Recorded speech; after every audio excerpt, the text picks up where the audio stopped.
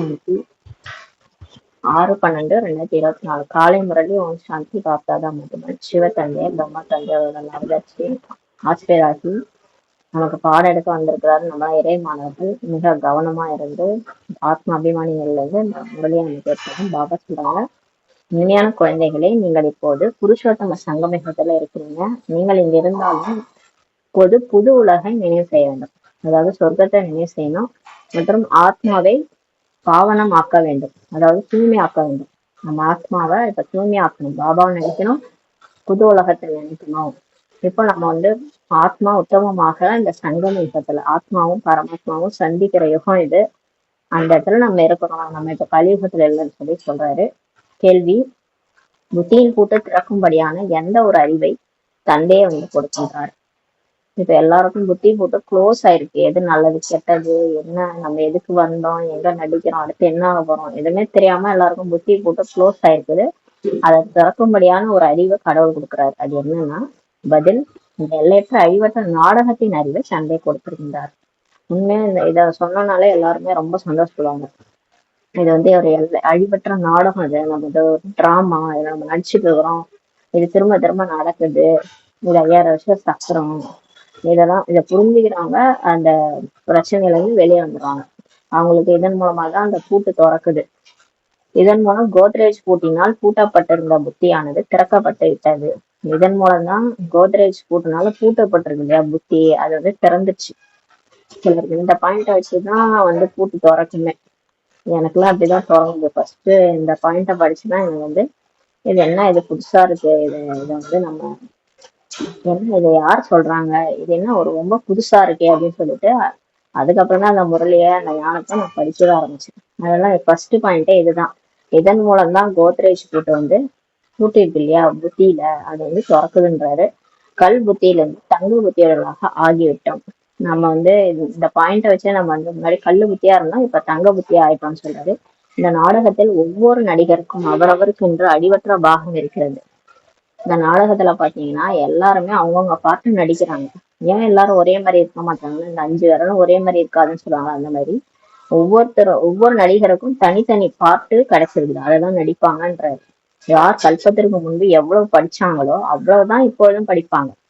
முரளி கூட பாத்தீங்கன்னா எல்லாரும் ஏன் ஒழுங்கா படிக்க மாட்டாங்க, ஏன் வந்து நான் எல்லாரும் ஒழுங்கா முரளி வந்து சிந்தனை பண்ண மாட்டாங்கன்னா, போன கல்பத்துல என்ன படிச்சாங்களோ அதுதான் அவங்களோட பாகம், அவ்வளவுதான் இப்போதும் படிப்பாங்கன்றாரு.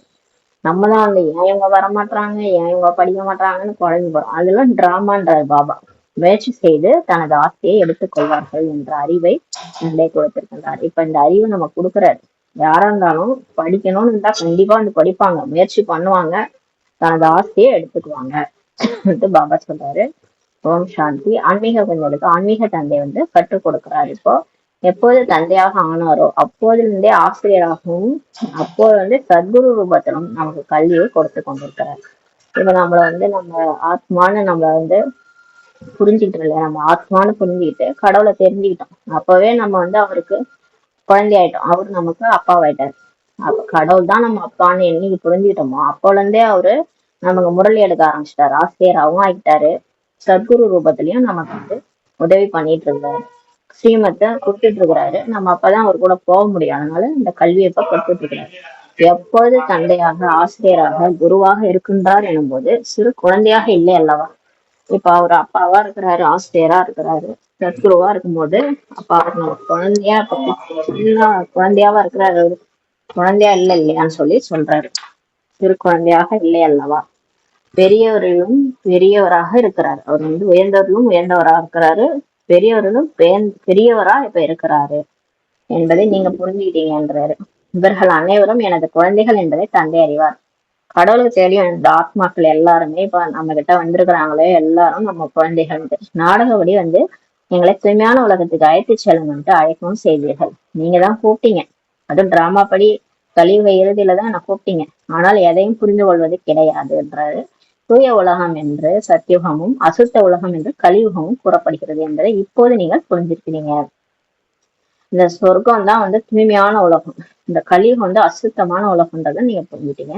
வந்து எங்களை ராவணன் சிறையிலிருந்து துக்கத்திலிருந்து விடுவித்து நமது சாந்தி தாம சுகதாமத்திற்கு அழைத்து செல்லுங்கள் என்றும் கூறுகின்றனர்.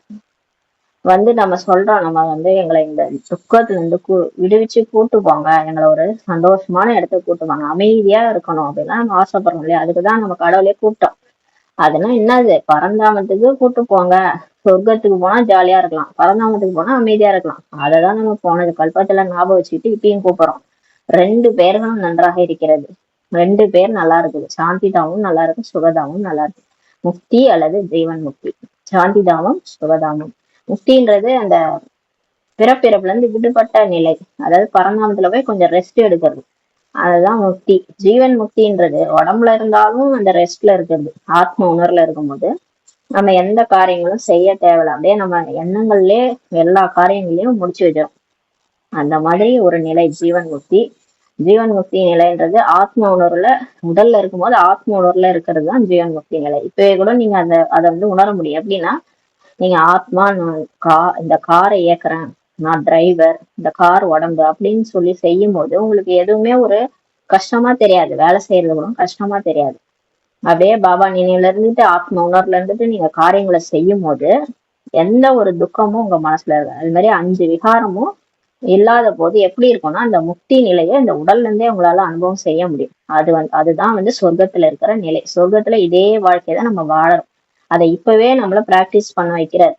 இப்பயே எல்லாத்துல இருந்து விடுபட்டு நம்மளை செயல்பட வைக்கிறார். ஆனா அந்த மாயா திடீர்னு நடுவுல நம்மளுக்கு துக்கம் கொடுக்குது. ஏன்னா அது 63 ஜென்ம சம்ஸ்காரம் நமக்குள்ளார இருக்கிறதுனால அதெல்லாம் வெளிப்படுது. அது என்னென்னு கண்டுபிடிச்சு நம்ம நீக்கிடணும். மற்றபடி ஜீவன் முக்தி நிலை இப்பயே நம்ம நீண்ட கால புருஷார்த்தத்துல அனுபவிக்கணும். இங்கேயே உடல்ல இருந்து அனுபவிக்கும் போதுதான் அங்க நீண்ட காலம் நமக்கு பதவி கிடைக்கும். ரொம்ப நாளைக்கு நம்ம ராஜா பதவி அங்க அடையும் சொர்க்கத்துல. அதெல்லாம் பாபா இதெல்லாம் சிந்தனை பண்ணுங்க, நேத்து கூட சொன்னாரு. நீங்க நிறைய தாரணை பண்ணணும், சிந்தனையும் பண்ணணும். நான் எப்படி இங்க வாழணும், அங்க போய் எப்படி வாழணும், இந்த எதிர்காலத்தை அதெல்லாம் யோசிங்க, தாரணை பண்ணுங்க. முரளியை தாரணை பண்ணி அதை ஞானம் மனனம் பண்ணுங்கன்னு சொல்லி சொல்றாரு. அப்பதான் அதுல இருந்து லட்சுமி வெளியே வரும். அதாவது கடைசியா உங்களுக்கு வெண்ணெய், அந்த மோரை கடைஞ்சா வெண்ணெய் வருதுல்ல, அந்த மாதிரி ஞானத்தை கடைய அமிர்தம் வெளியே வரும்ட்டு நேற்று சொன்னாரு. இந்த மாதிரி ஒரு பாயிண்ட் எடுத்துட்டு சிந்தனை விசாசாகர் மந்தன் செய்யணும்.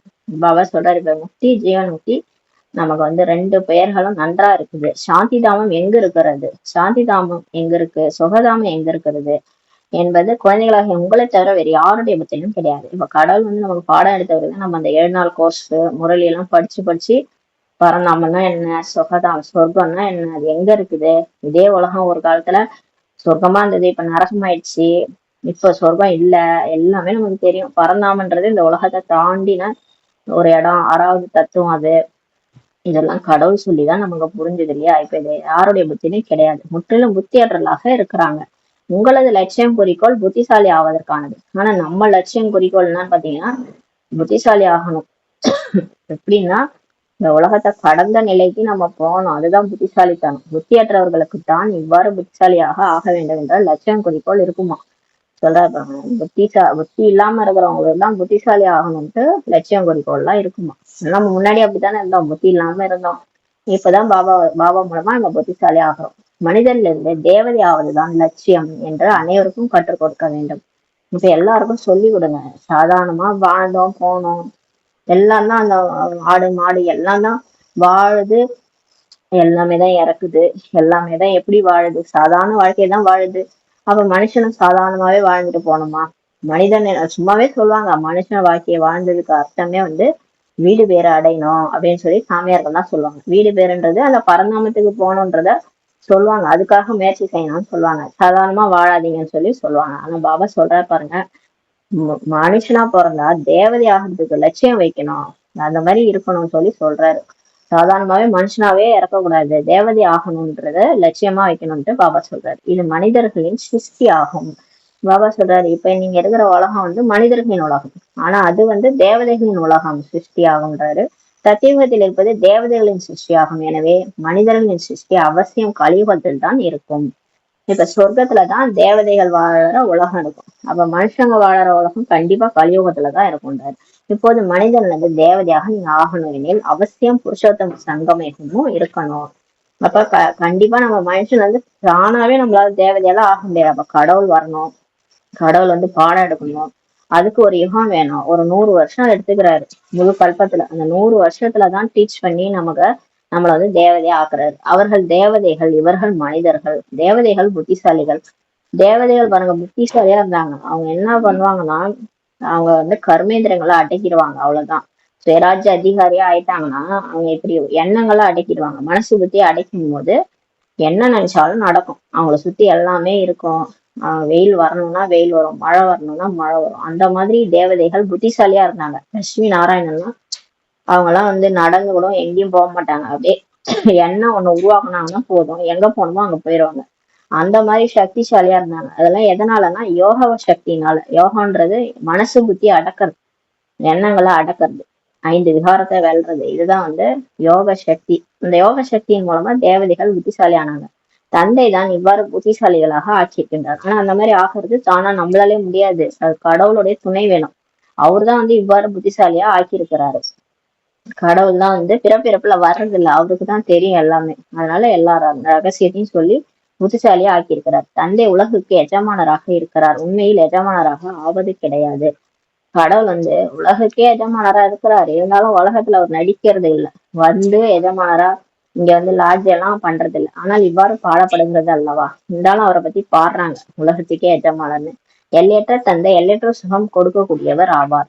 அவர் அப்பா இருக்கிறாருன்னா சாதாரண எல்லைக்குட்பட்ட அப்பான்னா ஒரு வீடு வாசல் சொத்து கொடுப்பாங்க. இவர் கடவுள். கடவுள் வந்து எல்லையற்ற தந்தை. அவர் என்ன மாதிரி சொத்து கொடுப்பாரு? எல்லையற்ற சுகம் தான் நமக்கு கொடுப்பாரு இல்லையா. அதுக்காக தான் வராரு. எல்லையற்ற சுகம் இருப்பது புது உலகில் தான், மற்றும் எல்லையற்ற துக்கம் இருப்பது பழைய உலகில். நமக்கு எல்லையற்ற சுகம் கிடைக்கும். தங்க மாளிகை, வைர வைடூரியங்கள், அப்படியே கணக்கில் அடங்காத விஷயங்கள்லாம் சொர்க்கத்துல கிடைக்கும். அது புது உலகம். அது மாதிரிதான் கடவுள் படைச்ச உலகம் அதுதான். ஆனா இப்ப இருக்கிற உலகம் வந்து இது மனுஷனுடைய உலகம், பிரம்மாண்டமான உலகம் இப்ப படைச்சிச்சுதான். மனுஷன் வந்து எல்லையற்ற துக்கத்துக்கு வழிவகுத்திருக்கிறான் அந்த மனுஷன். அவனுடைய உலகம் வந்து இப்ப பழைய உலகம்ன்றாரு. தேவதைகளின் சிலைகளும் உங்கள் முன் தான் இருக்கிறது. இப்ப நம்ம பாக்குறோம் தேவதைகள், லட்சுமி நாராயணன், விநாயகர், அந்த மாதிரி சிலைகள்லாம் நமக்கு முன்னாடி இருக்கு. அவர்களுக்கும் மகிமையே இருக்குது. அவங்களுக்கும் நிறைய மகிமை இருக்குது. இன்றைய நாட்கள் 5 தத்துவங்களுக்கும் பூஜை செய்து கொண்டிருக்கிறாங்க.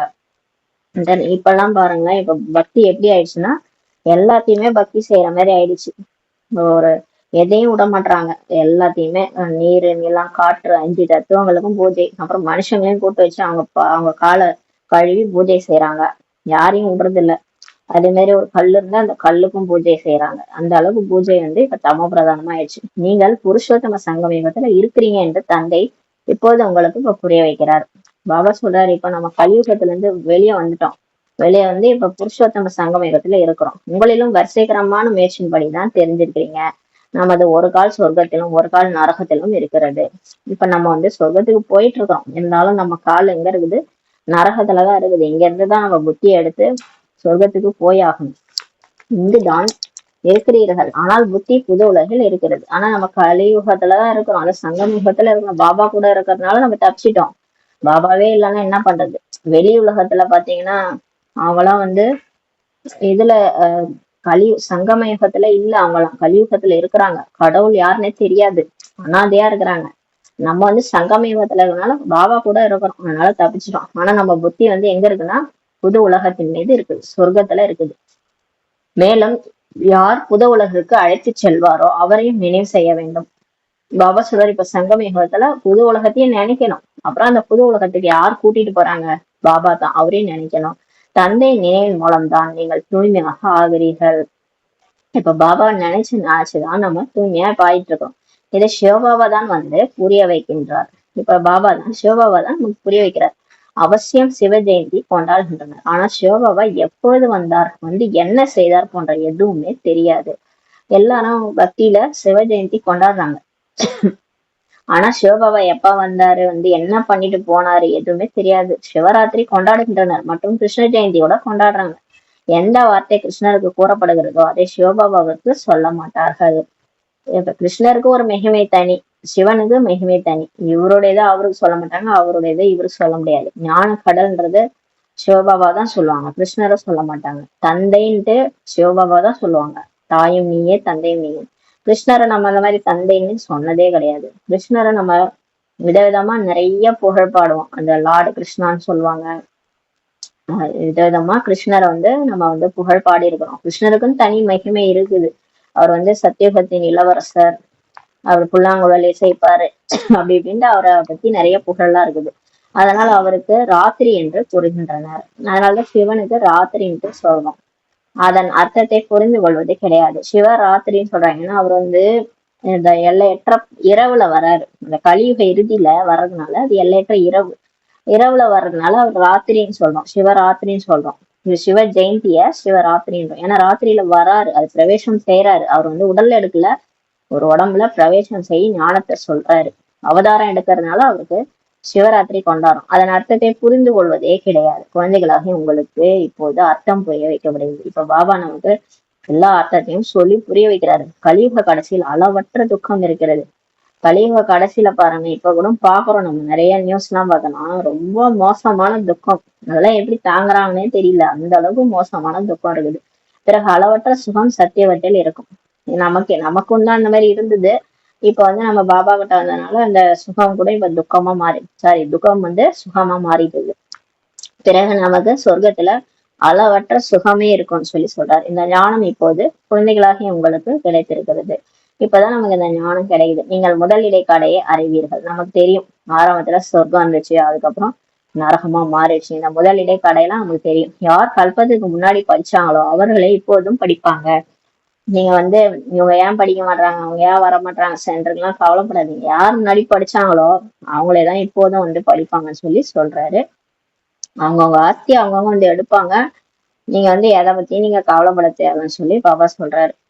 யார் எடுத்தாங்களோ அவங்க வந்து கண்டிப்பா எடுப்பாங்கன்னு சொல்லி சொல்றாரு. அவ்வளவுதான் முயற்சி செய்வார்கள். யார் எவ்வளவு முயற்சி செய்திருந்தார்களோ அவ்வளவு தான் முயற்சி செய்வார்கள் மற்றும் அவ்வாறே பதவியும் அடைவார்கள். அவங்க என்ன முயற்சி செய்யறாங்களோ அந்த பதவி தான் அடைவாங்கன்றாரு. அவங்க இப்ப பிரஜை பதவி அடையணும்னா அந்த முயற்சி தான் செய்வாங்க. பிரஜைன்றவங்க என்ன ஞானம் கேட்பாங்க, தாரணை அந்த அளவுக்கு தாரணை ஆகாது. அத சுயராஜ்ய அதிகாரியா மாற மாட்டாங்க. யாரும் சுயராஜ்ய அதிகாரியா மாறுறாங்களோ, நிறைய பேர் ஞானம் சொல்றாங்களோ அவங்களும் வந்து ராஜா ராணி ஆயிடுவாங்க. சுயராஜ்ய அதிகாரியா மாற முடியாதவங்க தன்னை தானே மனசு புத்தியை அடக்கி கர்மேந்திரியங்களை அடக்கணும். அவங்கதான் ராஜா, அவங்கதான் ராஜா ராணியா அங்க போய் ஆவாங்க. மற்றபடி யாரெல்லாம் வந்து தன்னை அடக்கவே இல்லை, மனசு புத்தி அடக்கல, பாபா சொல்றது செய்யறது இல்லைன்னா அவங்களாம் பிரஜை ஆயிடுவாங்க. அப்ப அந்த அளவுக்குதான் முயற்சி செய்வாங்கன்றாரு. அப்ப நீங்க ஏன் வந்து டென்ஷன் ஆகிக்கிறீங்க? அதான் சொல்றாரு. நீங்க ஏன் வந்து இவங்க வர மாட்டாங்க அவங்க வர மாட்டாங்க எனக்கு அந்த மாதிரிலாம் நீங்க டென்ஷன் ஆகாதீங்கன்றாரு. ஏன்னா எவ்வளவு முயற்சி செஞ்சாங்களோ அவ்வளவுதான் முயற்சி செய்வாங்க. உங்களது புத்தியில் முழு சக்கரமும் இப்போது இருக்கிறது. இப்ப நம்ம புத்தியில முழு சக்கரமும் இருக்குது. நீங்கள் தான் உயர்ந்ததிலும் உயர்ந்த பதவி இப்ப அடையிறீங்க.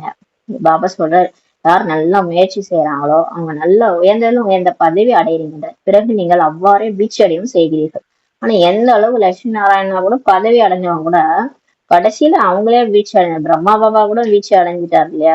என்ன அவரே சக்தி இல்லாம தான் இருந்தாரு இல்லையா? அப்ப சிவபாபா அவர் மேல பிரவேசமாயிதான் அவருக்கே சக்தி கொடுத்து அவரையே திரும்ப வந்து கிருஷ்ணரா மாத்தினாரு.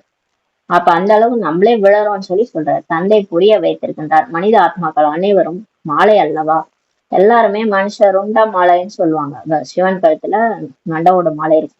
அது வந்து மனித ஆத்மாக்களுடைய மாலை தான். எல்லாருமே அவர் கழுத்து மாலை தான். அனைவரும் வரிசைகரமாக வருகின்றனர். எல்லாருமே மேல இருந்து ஒன் பை ஒன்னா நடிக்க வராங்க. ஒவ்வொரு நடிகருக்கும் அவரவருக்கு என்று எந்த நேரத்தில் யார் என்ன பாகம் நடிக்க வேண்டும் என்பது கிடைத்திருக்கிறது. பாருங்க, எல்லாருமே ஒவ்வொரு நடிகரும் மேல இருந்து நடிக்க வராங்க. ஆத்மா வந்து ஒரு உடம்பு எடுத்து நடிக்குது. நடிக்கும் போது யாருக்கு எந்த டைம்ல என்ன பார்ட் நடிக்கணுமோ அதை தான் நடிப்பாங்கன்றாரு. அதுதான் கிடைச்சிருக்கு அவங்களுக்குன்றாரு. இது அழிவற்ற ஏற்கனவே உருவாக்கப்பட்ட நாடகமாகும். இப்ப நடக்கிறது எல்லாமே இது வந்து அழிவற்ற நாடகம்ன்றாரு. ஏற்கனவே அது உருவாக்கப்பட்ட நாடகம் தான், அதே தான் ரிப்பீட் ஆகுதுன்றாரு. இப்ப சினிமா நம்ம பாக்குறோம்ல, எத்தனை தடவை திரும்பி போட்டி பார்த்தாலும் திரும்ப திரும்ப போட்டு பார்த்தாலும் அந்த சினிமால இருக்கிற சீன்ஸ் மாறாது, அதேதான் ஓடும் இல்லையா? அதுலயாவது கொஞ்சம் போய் சேஞ்ச் பண்ணுவாங்க. ஆனா இங்க சேஞ்ச் பண்ணவே முடியாது. ஒரு தடவை ஸ்கிரிப்ட் எடுத்து விட்டாச்சுன்னா அவ்வளவுதான், அதை மாற்றவே முடியாது நாடகத்தை. அதனாலதான் நம்மளால கடந்து போனதை எதுவுமே மாத்த முடியல. இது நடந்துச்சு, இதுக்கப்புறம் நம்ம ஒண்ணும் பண்ண முடியாது, அவ்வளவுதான், முடிஞ்சிருச்சு.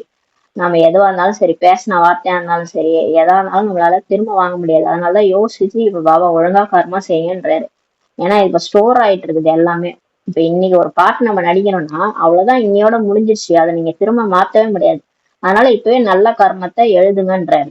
உங்க தலையில பிரம்மா விதி எழுதினாரு, பிரம்மா எழுதினாரு தலையெழுத்துனா நம்ம தான் எழுதிக்கிறோம். இந்த சங்கமேகத்துல நம்மளே நம்ம தலையெழுத்தை எழுதிக்கிறோம். இன்னைக்கு நாள் முழுதும் பாபா நினைச்சோம்னா நல்ல தலைவிதி. நினைக்காம நம்ம மட்டும் வேஸ்டா ஓட்டணும்னா நம்மளேதான் நம்ம தலைவிதி எழுதிக்கிறோம்.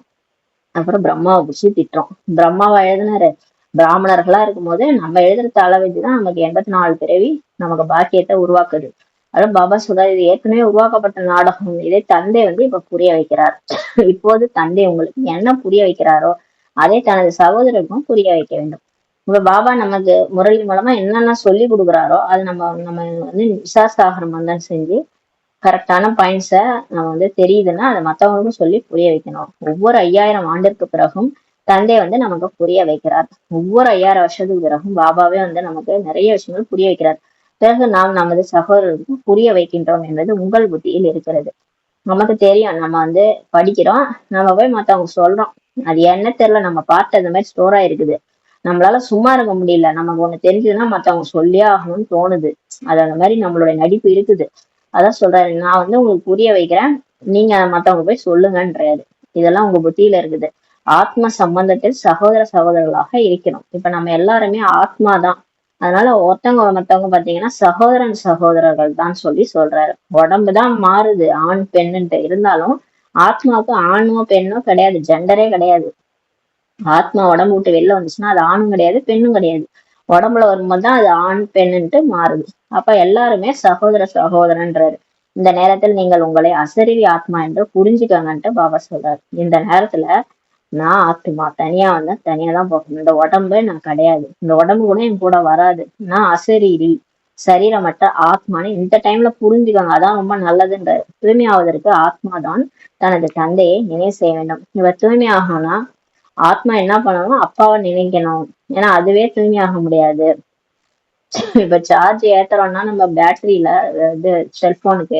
செல்போன் சார்ஜ் குறைஞ்சிட்டு அதை கொண்டு போய் நம்ம மெயின் சோர்ஸ்ல கனெக்ட் பண்ணும்போது, சார்ஜர்ல கனெக்ட் பண்ணும்போது தான் நமக்கு சார்ஜ் ஆகுது இல்லையா எலக்ட்ரிசிட்டியில. அது மாதிரி நம்ம ஆத்மா தானாவே சார்ஜ் ஆகாது. தானாவே நான் மாறிக்க வேணா மாற முடியாது. அது மாதிரிலாம் மாறி யாரையும் நம்ம பார்த்தோமா?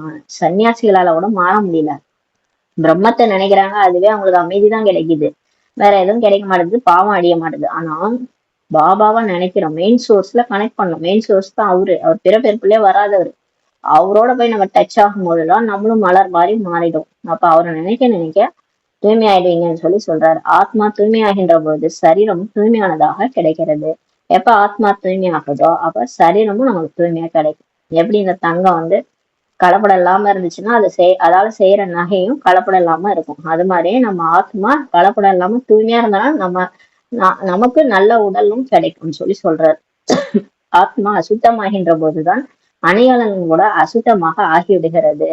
இப்ப ஆத்மா நம்ம பாவம் புண்ணியம் செய்யறோம் இல்லையா, பாவம் செய்யும் போது நம்ம உடலும் அந்த மாதிரி கிடைக்குதுன்றாரு. நம்ம என்ன பாவம் பண்ணுமோ அதுக்கு தகுந்த மாதிரி அந்த உடல்ல அங்கஹீனமா பிறக்குறாங்க. அதுதான் கர்மாவுடைய பலன். கர்மாவுடைய பலனாலதான் அந்த மாதிரி எல்லாம் பிறக்குறாங்கன்னு சொல்றாரு. அப்ப ஆத்மா அசுத்தமா ஆகும்போதுதான் அந்த உடல் கூட அந்த மாதிரி அசுத்தமா கிடைக்குது. வரிசை கிரமம் ஏற்படவே செய்கிறது. இதெல்லாம் புரிஞ்சுக்கிறது வரிசை கிரமம்ன்றாரு. ஒருவரது முகம் நடத்தை போன்று மற்றொருவது இது கிடைப்பதே கிடையாது. அன்னைக்கு கூட சொன்னார்ல, ஒரு பாட்டு மாதிரி இன்னொரு பாட்டு இருக்காது. இப்ப இந்த ஒரு செகண்ட் மாதிரி அடுத்த செகண்ட் இருக்காரு. ஒருத்தவங்க மாதிரி இன்னொருத்தவங்க இருக்க மாட்டாங்க. முகம் கூட அந்த மாதிரி இருக்காது. அதனால ஒவ்வொருடைய முகம் நடத்தை எல்லாமே மத்தவங்களுக்கு கிடைக்காதுன்றாரு. வரிசை கிரமமாக அனைவரும் அவரவர்களது பாட்டை நடிச்சிட்டு இருக்கிறாங்க. வித்தியாசம் ஏற்படவே முடியாது. போன கல்பம் மாதிரிதான், எந்த ஒரு வித்தியாசமும் இருக்காதுன்றாரு. அதேதான் நடிப்பீங்கன்றாரு. நேற்று என்ன காட்சிகளை பார்த்திருப்பீர்களோ அந்த காட்சிகளையே நாடகத்துல பாப்பீங்க. பாபா சொல்றார், ஸ்தூலமா நீங்க நேற்று என்ன காட்சிகளை பார்த்திருப்பீர்களோ, போன கல்பத்துல என்ன பார்த்தோமோ அதேதான் நம்ம இப்பயும் பார்ப்போன்றாரு. அதுவே திரும்பவும் நடைபெறும் அல்லவா. இது எல்லையற்ற மற்றும் பதியப்பட்ட நாடகமாகும். அதாவது பாபா என்ன சொல்ல வர்றாங்கன்னா, இப்ப நீங்க சினிமா பாக்குறீங்க, ஸ்தூலமா நாடகங்கள ஸ்தூல சினிமா பாக்குறீங்கல்ல, அதுல நேற்று என்ன காட்சி பார்த்தீங்களோ அதேதான் அந்த காட்சியிலே தான் திரும்ப திரும்ப பாப்பீங்க இல்லையா. திரும்ப திரும்ப அதை போட்டு சினிமாவை போட்டு பார்த்தாலும் அதே காட்சி தான் ஓடும். அதுவே திரும்ப நடைபெறும் அல்லவா. அதே மாதிரிதான் இது எல்லையற்ற மற்றும் பதியப்பட்ட நாடகம். நேற்று உங்களுக்கு புரிய வைக்கப்பட்டது, நீங்கள் ராஜ்யம் அடைந்திருந்தீர்கள், பிறகு ராஜ்யத்தை இழந்து விட்டீர்கள். இதே மாதிரிதான் போன கல்பம் உங்களுக்கு நேற்று தான் நான் பாடம் எடுத்தேன். ராஜ்யம் அடைஞ்சீங்க, திரும்ப இன்னைக்கு இழந்துட்டீங்க ராஜ்யத்தை. இப்போ நான் மீண்டும் ராஜ்யம் அடைவதற்காக இப்ப இந்த முரளியை படிச்சுட்டு இருக்கீங்க. எப்ப புரிந்து கொண்டிருக்கிறீர்கள்? இன்று பாரதம் பழைய நரகமாக இருக்கிறது, நாளையே புதிய சொர்க்கமாக இருக்கும் சொல்லி சொல்றாரு பாருங்க. அவருக்கு நேற்று இன்று கல்கி பார்த்து, அதான் கல்கி அவதாரம் சொல்லிட்டாங்க. கல்கின்னா ஹிந்தில வந்து நேற்றுக்கும் கல்லுதான், இன்றுக்கும் கல்லுதான். அவர் என்ன சொல்றாருன்னா, நேத்துதான் சொர்க்கமா இருந்தது, இன்னைக்கு நரகம் ஆயிடுச்சு, இன்னைக்கு நீங்க நரகத்துல இருக்கிறீங்க, நாளைக்கு சொர்க்கத்துல இருப்பீங்கன்றாரு. அவருக்கு அந்த 2500 வருஷம் ஒரு நாள் மாதிரி. நேத்துன்றாரு, 2500 வருஷம் நேத்துன்றாரு, இன்னொரு 2500 வருஷம் இன்னைக்குன்றாரு. ஏன்னா அவர் வந்து உலகத்தை தாண்டி எங்கேயோ இருக்கிறாருல, அவருக்கு ஒரு நாள் மாதிரி இருக்குது. நம்ம இந்த கடந்து வர பாதை வந்து ஒரு நாள் மாதிரி அவரு இருக்குது.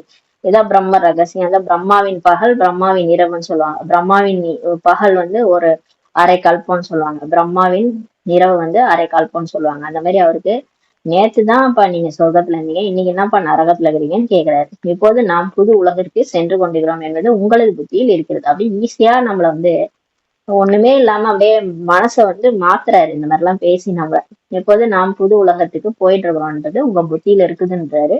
ஸ்ரீமத் மூலம் சிரேஷ்டமாக ஆகி கொண்டிருக்கிறோம். இப்ப நம்ம பாபாவுடைய உயர்ந்த வழிப்படி நடந்து சிரேஷ்டமானவர்களாக ஆயிட்டு இருக்கிறோம். சிரேஷ்டமானவர்கள் அவசியம் சிரேஷ்ட உலகில் தான் இருப்பாங்க. இப்ப நம்மளாம் சிரேஷ்டமானவங்களா மாறிட்டோம் இல்லையா? அப்ப இந்த கலியுகத்துல போய் நம்ம இருப்போமா? இந்த மாதிரி ஒரு சாக்காடை மாதிரி எப்படி இருக்கு உலகம், அங்கெல்லாம் இருப்போமா? அப்ப அவங்களுக்குன்னு தனி உலகம் இருக்கும் இல்லையா? அப்ப அங்கதான் நீங்க இருப்பீங்கன்றாரு. இந்த லட்சுமி நாராயணன் சிரேஷ்டமானவர்கள் எனில் சிரேஷ்டமான சொர்க்கத்தில் தான் இருப்பாங்க இல்லையா?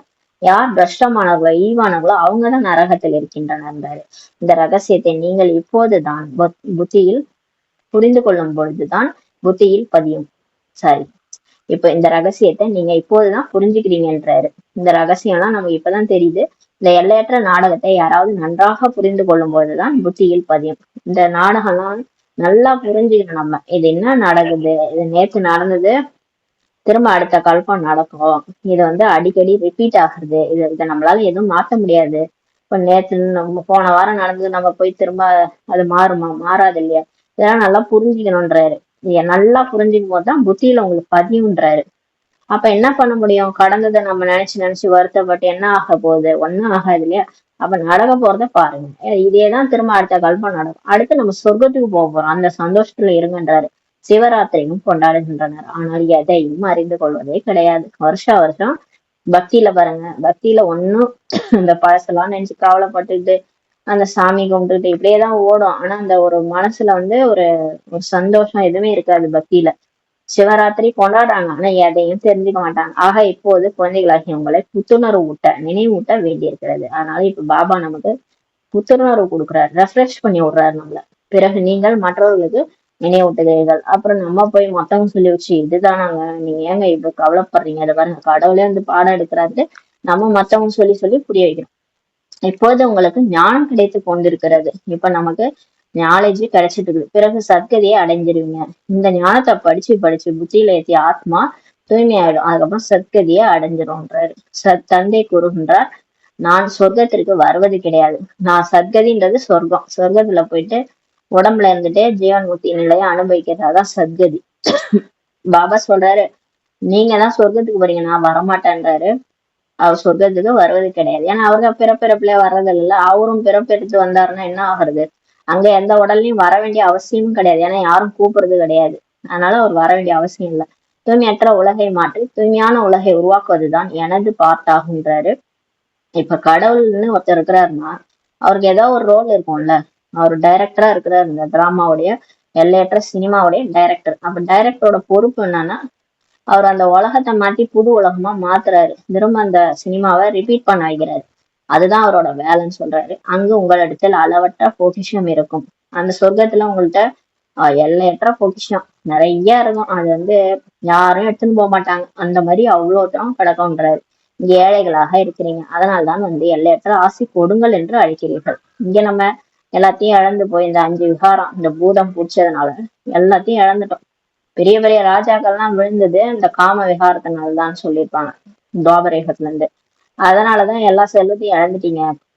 நிறைய செல்வம் கொடுத்திருந்தால தானம் புண்ணியம் செஞ்சு கோயில் கட்டி எல்லாத்தையும் இழந்து இப்ப ஏழையா ஓட்டாண்டியா உட்கார்ந்துருக்கிறீங்கன்றாரு. அதனாலதான் வந்து இப்ப திரும்ப கேக்குறீங்க, எல்லையற்ற ஆஸ்தி கொடுங்கன்ட்டு அழைக்கிறீங்க. கல்பத்திற்கும் எல்லையற்ற ஆஸ்தி இப்போ கிடைக்கிறது. இப்ப நமக்கு 5000 வருஷத்துக்கு ஒரு தடவை வந்து பாபா வந்து நமக்கு திரும்ப திரும்ப ஆத்மா பேட்டரியை சார்ஜ் பண்ணி ஆஸ்தி கொடுத்துட்டு போறாரு. படி அளந்துட்டு போறாரு. சிவன் வந்து படி அளக்குறாரு. ஒவ்வொரு 5000 வருஷத்துக்கும் வந்து வந்து கொடுத்துட்டு போறாரு பாருங்க. அவருக்கு சலிச்சே போகல. ஒவ்வொரு 5000 வருஷமும் இது மாதிரி நம்ம ஓட்டாண்டியா உட்காந்துருக்கோம் ஒண்ணும் இல்லாம. திரும்ப வந்து வந்து பாபா வந்து நமக்கு புத்தியை வந்து நிரப்பிட்டு போறாரு. பிறகு ஏழைகளாக ஆக்கிடுறீங்க. திரும்ப நம்ம என்ன ஆயிடணும், ஏழையா ஆயிடுறோம். சித்திரங்களின் மூலம் புரிய வைக்கும் போதுதான் புரிந்து கொள்வாங்க. ஆனா இதெல்லாம் அப்படியே புரிய வச்சா புரியாது. சித்திரங்களை வச்சு பாருங்க, சொர்க்கத்துல ஏணிப்படி சித்திரம்லாம் வச்சு புரிய வைங்க. சொர்க்கத்துல இப்படி இருந்தீங்க, கடைசியில கலியுக நரகத்துல என்னென்ன இந்த விகாரத்துல போய் எப்படி எல்லாம் ஆயிட்டாங்க, ஏழையா இருந்து எவ்வளவு வந்து வறுமையில எல்லாம் இறந்து போயிடுறாங்க இல்லையா. எதனால அப்படி ஆகுறாங்கன்னா இந்த விகாரங்கள்னாலதான் அப்படி ஆயிடுறாங்க. ராவணனால. முதல் நம்பரில் லட்சுமி நாராயண் தான் இருக்கிறாங்க. பிறகு 84 பிறவிகள் எடுத்து அவங்களேதான் மனுஷங்களாக ஆகிட்டாங்க. இந்த ஞானம் இப்போது குழந்தைகளாகி உங்களுக்கு கிடைச்சிருக்குது. இன்றில் இருந்து 5000 ஆண்டுக்கு முன்னாடி ஆதி சனாதன தேவதா தர்மம் இருந்தது.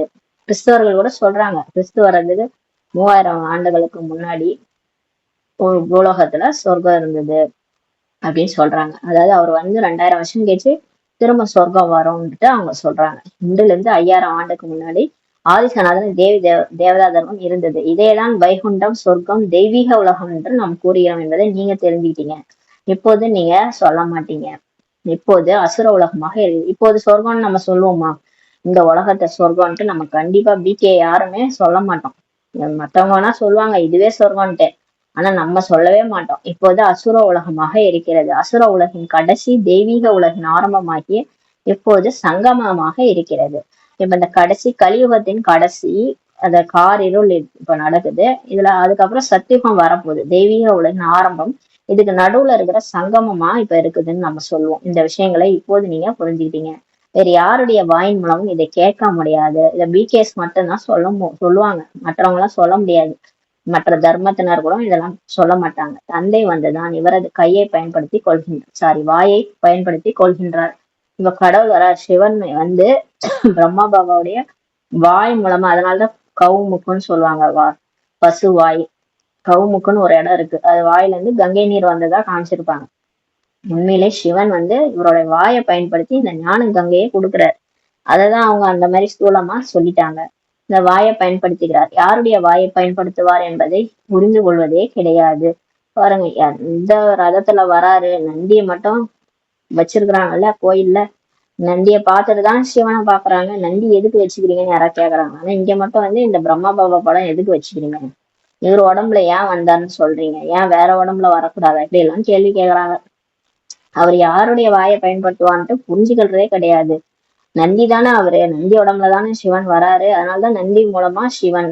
அதனாலதான் பக்தி மாதத்துல நந்தியை பார்த்துட்டு நந்தி காதுலதான் சொல்லிட்டுதான் சிவன் கிட்டே போவாங்க. சிவன் பிஸியா இருப்பாராம், நந்தி தான் வந்து விஷயத்த கேட்டு சொல்வாராம் மத்தவங்களுக்கு. அந்த மாதிரி இங்க பிரம்மா பாபாட்ட தான் நம்ம அவர் கேர் ஆஃப் பிரம்மா பாபான்னா நம்ம சிவபாபா கேர் ஆஃப் பிரம்மா பாபான்னு லெட்டரை நம்ம எழுதணும். தந்தை யார் மீது சவாரி செய்வார்? இப்ப பாபா வந்து யார் மேல சவாரி செய்வார்? அவங்க ரதத்தின் மேல, நந்தி மேல வந்ததா காமிச்சிட்டாங்க. அவர் காலமாட்டு மேல சிவன் வர முடியுமா? அவர் யார் மீது சவாரி செய்வார்? அவரு ஒரு பரமாத்மா, ஒரு ஆத்மா, புள்ளியா இருக்கிறாரு. அவர் உடம்புலதான் வந்து பிரவேசம் செய்யறாரு. உங்களது ஆத்மா இந்த சரீரத்தில் சவாரி செய்கிறது அல்லவா? கேக்குறாரு, நீங்க உடம்பு எடுக்கிறீங்க மேல இருந்து, ஆத்மாதான் நீங்க இந்த உடம்புல வந்து சவாரி செய்றீங்க. அந்த மாதிரிதான் நானும் இவர் உடம்புல சவாரி செய்யறேன். சிவபாபாவிற்கு தனக்கென்று சரீரம் கிடையாது. ஆக இவரது வாய் அவசியம் தேவைப்படுகிறது. அவருக்கு உடம்பு இல்லை இல்லையா, அதனால ஒரு உடம்பு வேணும். உடம்புல வந்து வாய் இருக்கணும். வாய் இருந்தாதான் அவரால் பேச முடியும்.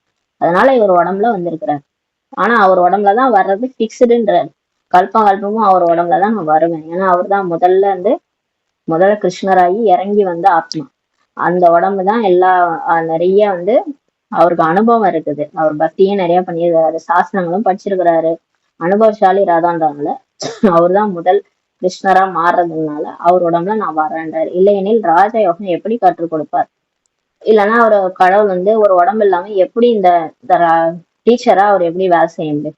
டீச்சரா வந்து பாடம் சொல்லி கொடுக்குறாருன்னா ஒரு உடம்பு வேணும் இல்லையா? அதனால ராஜயோகம் எப்படி நான் சொல்லி கொடுப்பேன்றாரு. பிரேரணின் மூலம் கற்றுக்கொள்ள மாட்டேங்குது. அப்படி கிடையாது, மேல இருந்து யாராவது அசிரீரி குரல் கேட்கும், அப்படியே தூண்டுதல் மூலமா கத்துக்குவேன், அப்படியெல்லாம் கத்துக்க முடியாது. ஆக இந்த அனைத்து விஷயங்களையும் மனதில் பதிய வைத்துக் கொள்ள வேண்டும். பாபா சொல்றாரு, இது எல்லாத்தையும் புத்தியில வச்சுக்காங்க. ஏன்னா மற்றவங்க புரிய வைக்கணும்ல. இந்த மாதிரி கேள்வி எல்லாம் கேட்பாங்க. அதனாலதான் இப்பவே நமக்கு சொல்லி கொடுத்துடுறாரு. இந்த மாதிரி கேள்வி எல்லாம் நம்மள கேட்பாங்க, அப்பவே முடிக்க கூடாது. பாபா இப்படி கேக்குறாங்க, எனக்கு என்னன்னே தெரியலையே பாபான்ட்டு முழிக்க கூடாது. அப்ப யாராவது கேள்வி கேக்குறாங்கன்னா இதெல்லாம் சொல்லணும். பாபா இதெல்லாம் நமக்கு முரளிலேயே சொல்லி டச் பண்ணிடுறாரு. அப்ப அவங்களுக்கு சொல்லி அவங்க கிராஸ் கேள்வி கேட்கும்போது நம்ம சொல்லி புரிய வச்சோன்னா அவங்களுக்கும் புரிஞ்சுக்குவாங்க. பரமாத்மாவின் புத்தியிலும் முழு ஞானம் இருக்கிறது அல்லவா, உங்களது புத்தியிலும் இது பதிவாக வேண்டும். இப்ப கடவுளோட புத்தியில முழு ஞானம், சிருஷ்டி சக்கரம் எல்லாமே நாலேஜே ஃபுல்லா இருக்குது. அப்ப உங்க புத்தியிலையும் இது பதிவாகணும்னு சொல்லி சொல்றாரு. இந்த ஞானத்தை புத்தியில் தாரணை செய்ய வேண்டும். அப்ப பரமாத்மாவுக்கு ஈக்குவலா நம்ம ஆகணும்னா அவர்கிட்ட என்ன இருக்குதோ எல்லாமே நம்ம கிட்டையும் இருக்கணும். அதனால இந்த ஞானத்தை இப்ப புத்தியில தாரணை செய்யணும்ன்றாரு. உங்களது புத்தி சரியாக இருக்கிறது அல்லவா என்று கேட்கின்றனர். சிலர் கேக்குறாங்கல்ல, உன் புத்தி சரியா இருக்குதா அப்படின்லாம் கேக்குறாங்க. புத்தி ஆத்மாவில் தான் இருக்கிறது. பாபா சொல்றாரு, புத்தி இந்த உடம்புல இல்ல, புத்தி ஆத்மாவிலதான் இருக்குது. உன் புத்தி என்ன கெட்டு போச்சா அப்படிலாம் கேட்பாங்கல்ல. அப்ப புத்தி எங்க இருக்குது? புத்தி ஆத்மாவில்தான் இருக்குதுன்னு சொல்லி பாபா சொல்றாரு. ஆத்மாதான் புத்தியின் மூலம் புரிந்து கொள்கிறது. இப்ப நம்ம ஏதாவது பேசணும்னா இந்த ஆத்மாதான் புத்தி மூலமா புரிஞ்சுக்குது. இப்ப நம்ம ஏதாவது பேசணும்னா நம்ம பேசுறத யார் புரிஞ்சுக்கிறாங்கன்னா ஆத்மாதான் புரிஞ்சுக்குது. அந்த ஆத்மா புத்தி மூலமா தான் புரிஞ்சுக்குது. அப்ப புத்தி ஆத்மாலதான் இருக்குதுன்னு சொல்லி பாபா சொல்றாரு. உங்களை கல் புத்தியாளர்களாக ஆக்கியது யார்? ஆனா அந்த ஆத்மால இருக்கிற புத்திய கல் புத்தியா யார் ஆக்கணும்? அந்த புத்தியில ஓடுற சிந்தனை. இப்ப புத்தியோட வேலை என்னன்னா மனசு, புத்தி, சம்ஸ்காரம், இந்த 3 ஆத்மால இருக்குது. இந்த மனசு என்ன பண்ணணும்னா நிறைய எண்ணங்களை உருவாக்கும். அந்த எண்ணங்கள் சரியா இல்ல தவறா, இதுல சிந்திக்கிறது கரெக்டா இல்லையா அப்படின்றத புத்தி தான் பகுத்தறியும். புத்தி தான் சரியானதை சொல்லும். இது ரைட்டு, இது தப்பு. இப்ப நம்ம ஒரு சில விஷயங்கள் சிந்திப்போம், இங்க போகணும் அங்க போகக்கூடாது, சரி இன்னைக்கு போலாமா வேணாமா அப்படின்ட்டு நம்ம புத்தியில 1008 எண்ணங்கள் ஓடும். அந்த எண்ணங்கள்ல அந்த புத்தி தான் சொல்லும், நீ போ அப்படின்னு சொல்லும். அந்த பச்சி சொல்லிச்சுனால அது புத்தி தான், அந்த புத்தி தான் சொல்லும், அதாவது நீ போகாதன்ட்டு. அது கரெக்டா தான் சொல்லும். ஆனா அந்த புத்தி சரியில்லைன்னு நினைச்சுப்பாங்களே, அந்த புத்தியை கல் புத்தியா ஆக்கிட்டது இந்த 5 விகாரம் தான். இந்த ராவணன்றது 5 விகாரம். அது காமம், கோபம், பற்று, ஆசை, அகங்காரம். இது நம்ம புத்தியை கெடுத்துச்சு. அப்ப புத்தி அந்த ஒழுங்கா இருந்த புத்தியை கெடுத்துருச்சுன்றாரு. அது எப்பன்னா 2500 வருஷமா உங்களை கெடுத்தது இந்த ராவணன் தான். நமது புத்தியை எப்படி ஆக்கி விட்டான் என்பதை இப்போது நீங்க புரிஞ்சுக்கிட்டீங்க. எல்லாமே குரோதமா சிந்திக்கிறது, தப்பு தப்பா நினைக்கிறது, யாரு கூடயும் ஒத்து போகாம இருக்கிறது, இந்த காமம், கோபம், பற்று, ஆசை, அகங்காரத்துல ஈடுபட்டு தவறான செயல்களை செய்யறது எல்லாமே புத்தி கெடுத்துருச்சு. அதான் கல் புத்தி ஆயிடுச்சுன்றாரு. நேற்று நீங்கள் நாடகத்தை அறியாமல் இருந்தீர்கள். ஆனா நம்ம பாபா வராத வரைக்கும் நமக்கு தெரியாது. நடக்கிறதெல்லாம் பார்த்து டென்ஷன் ஆகும். இவங்க ஏன் இப்படி பேசினாங்க, இவங்க சரியில்லை, இது இந்த மாதிரி நடந்துடக்கூடாது, என் வாழ்க்கையில இப்படி நடக்கணுமா அப்படி இப்படின்னு நிறைய நம்ம பேசியிருப்போம். நாடகம்னு புரிஞ்சுக்காம அந்த டிராமான்ற அந்த ஞானம் இல்லாதனால நம்ம நம்ம என்ன பண்ணிட்டு இருந்தோம், கோவப்பட்டு இருந்தோம். கடவுள் மேலேயே கோவப்பட்டோம், மற்றவங்க மேல கோவப்பட்டோம். எது நடந்தாலும் எனக்கு ஏன் இப்படி பண்றாங்க, இவங்க எல்லாரும் இப்படி இருக்கிறாங்க அப்படி இப்படின்னு மத்தவங்கள நம்ம குறை சொல்லிட்டு இருந்தோம். ஆனா இப்ப பாபா ஞானம் கொடுத்தோன்னே நம்ம எல்லாம் கப்பிச்சிப்புன்னு ஆயிட்டோம் இல்லையா. நம்ம நாடகத்தை புரிஞ்சுக்காம இருந்ததுனால அதிகம் பேசிட்டு இருந்தோம். இப்ப நாடகத்தை நீங்க தெரிஞ்சுக்கிட்டீங்க. புத்தி கோத்ரேஜ் பூட்டினால் பூட்டப்பட்டு இருந்தது. முன்னாடி நமக்கு கோத்ரேஜ், அதாவது காத்ரேஜ்னு சொல்லுவாங்க. அந்த காடுன்ற வார்த்தை வருது இல்லையா. அந்த காத்ரேஜ்னா அதுல காடுன்னு ஒரு வார்த்தை வரணும். காடுன்னா பாபா தானே. காடுன்னா கடவுள், கடவுள்ன்ற வார்த்தை வர்றதுனாலதான் பாபா அந்த கோத்ரேஜ்னு சொல்றாராம். காத்ரேஜ் பூட்டினால் பூட்டப்பட்டு இருந்தது. அப்ப புத்திய அந்த காத்ரேஜ் பூட்டுன்றது பூட்டிடுச்சு. அப்ப அந்த காடுன்ற வார்த்தை வருகிறது அல்லவா. தந்தை என்ன புத்தி கொடுத்திருக்கிறாரோ அது மாதிரி கல்புத்தியாக ஆகி விடுகிறது. இப்ப காத்ரேஜ் பூட்டு போட்டு அந்த ராவணன் பூட்டிருச்சு.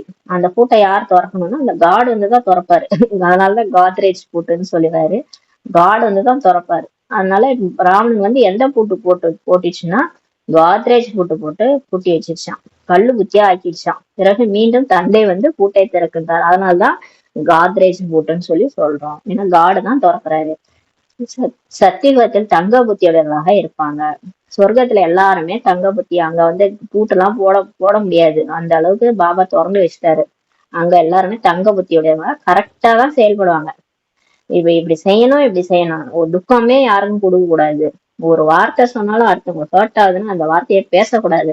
அந்த மாதிரி கரெக்டா இருப்பாங்க. அதை அந்த மாதிரி பாடம் எடுத்து அவங்க மாத்தந்து யாரு? கடவுள் தான். தந்தை அனைவருக்கும் நன்மை செய்கிறார். வரிசைகரமாக அனைவரின் புத்தியும் இப்போது திறக்கப்படுகிறது. இப்போ நம்ம நம்ம கவலையே பட வேணாம், நாடகப்படி எல்லாரும் மாறிடுவாங்க. எல்லாரும் ஆட்டோமேட்டிக்கா ஒன் பை ஒன்னா மாறிடுவாங்கன்ற எல்லாரோட புத்தியும் திறக்கும், அவரே திறந்து விட்டுருவாரு. ஏன்னா அவர் காத்ரேஜ் போட்டு தானே பூட்டியிருக்கிறாங்க, அதனால அவர் தான் திறப்பாரு, நம்ம திறக்க முடியாது. நான் சொன்ன ஞானம் உடனே அவங்க புரிஞ்சிட்டாங்கன்னா சொல்ல முடியாது. ஏன்னா கடவுள் தான் அங்க அந்த ஓபன் பண்றாரு. நம்ம போய் பாபான்னுட்டு நம்ம ஞானத்தை சொல்லும் போது அங்க பாபா ஓபன் பண்ணி விட்டுறாரு. அவரே செஞ்சிருவாரு, அவரே செய்பவர் செய்பவர். நம்மளாம் சும்மா, நம்ம ஒரு கருவி, அவ்வளவுதான். டிராமா படி எல்லாரும் வந்துருவாங்க. பிறகு ஒருவரின் பின் ஒருவராக வந்து கொண்டே இருக்கிறாங்க. மேலேயே யாரும் இருந்து விட முடியாது. மேல இருந்து ஆத்மால நடிக்க வந்துட்டே இருக்காங்க, அங்கேயே இருக்க மாட்டாங்க. தூய்மை இல்லாதவர்கள் அங்க இருக்க முடியாது. தந்தை தூய்மையாக்கி தூய்மையான உலகத்திற்கு இப்ப அழைத்து போகிறாரு. இப்ப நம்ம இப்படியே போக முடியாது. நான் இப்ப உடம்பு விட்டேன் உடனே பிறந்தவன் போய் ஆகணும்னா போக முடியாது, இங்கேதான் நடிச்சாகணுன்றாரு. நீங்க எங்கேயும் போக முடியாது, இங்கேதான் நடிக்கணும். ஏன்னா நீங்க தூய்மையானாதான் போக முடியும். நீங்க பாவ கணக்கு எல்லாத்தையும் கணக்கு வழக்கெல்லாம் செட்டில் பண்ணிட்டு நீங்க எல்லாத்துக்கும் திருந்தி வந்தாதான் நான் கூட்டு போவேன்றாரு. அதனால எல்லாரும் தப்பு பண்ணா திருந்திதான் ஆகணும். தூய்மை ஆயிட்டுதான் பாபா கூட போகணும். அப்ப எல்லாரும் தூய்மையான ஆத்மாக்கள் தான் அங்க இருப்பாங்க. அது நிராகார உலகமாகும். திருந்துறவங்க தூய்மையானவங்க தான் அங்க இருப்பாங்க. குழந்தைகளாகிய நீங்கள் இப்போது அனைத்தும் அறிந்து கொண்டீர்கள். இப்ப நமக்கு எல்லாமே புரிஞ்சிச்சு. ஆகையால் தனது வீடும் மிக அருகாமையில் தென்படுகிறது. அதனாலதான் நமக்கு எல்லாம் நமக்கு இப்ப பரந்தாமம் பக்கத்திலே தெரியுது. உங்களுக்கு வீட்டின் மீது மிக அன்பு இருக்கிறது. பரந்தாமத்து மேல உங்களுக்கு ரொம்ப அன்பு இருக்கு. உங்களது அன்பு போன்று யாருக்குமே கிடையாது. உங்களுக்கு அந்த பரந்தாமம் மேல இருக்கிற அன்பு மாதிரி யாருக்கும் கிடையாது. உங்களிலும் வரிசைக்கிறவன் தான் இருக்கிறது. உங்கள கூட எல்லாருமே ஒரே மாதிரி முயற்சி கிடையாது. ஒவ்வொருத்தவங்க ஒரு மாதிரி இருக்கிறாங்க. யாருக்கு தந்தையின் மீது அன்பு இருக்கிறதோ அவர்களுக்கு வீட்டின் மீது அன்பு இருக்கும். இப்ப கடவுள் மேல அன்பு இருக்குன்னா அவனுக்கு பரந்தாமத்தையே பிடிக்கும்ன்றாரு. ஏன்னா பாபா பரந்தாமத்தில் தானே இருக்கிறாரு. அதனாலதான் எங்கே நிம்மதி அங்க போகணும்ட்டு தேடிட்டு இருக்கிறாங்க. மூத்த குழந்தைகள் விசேஷமானவர்களாக இருப்பார்கள் அல்லவா? இங்கு யார் நன்றாக முயற்சி செய்து விசேஷ குழந்தைகளாக ஆகிறார்களோ அவர்கள் தான் உயர்ந்த பதவியை அடைவாங்க என்பதை நீங்க புரிஞ்சிருக்கிறீங்க. இங்க வந்து அந்த ஞான யோகம் கற்று அதை வாழ்க்கையில தாரணை பண்ணி சேவை பண்ணி யார் நல்ல முயற்சி செய்யறாங்களோ அவங்க விசேஷ குழந்தைகள் ஆவாங்க. அவங்கதான் போய் உயர்ந்த பதவி சொர்க்கத்துல அடைவாங்கன்னு சொல்லி நம்ம தெரியும். சிறியவர்கள் பெரியவர்கள் என்பது சரீரத்தினால் அல்ல. பாபா சொல்றாரு, இப்ப பெரியவங்கன்னா இப்ப வயசானவங்க பெரியவங்க, சின்னவங்கன்னா இந்த குழந்தைங்கலாம் சின்னவங்க.